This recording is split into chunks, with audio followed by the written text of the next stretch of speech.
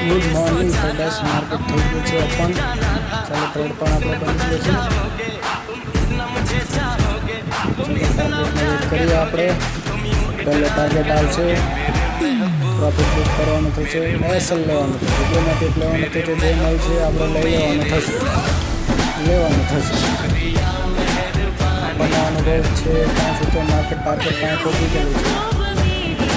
મારા અંદાજે market start આપી થોડુંક પ્રોફિટ થઈ જાય બંધ કરી લઈએ. શું કહેવું ગાઈસ?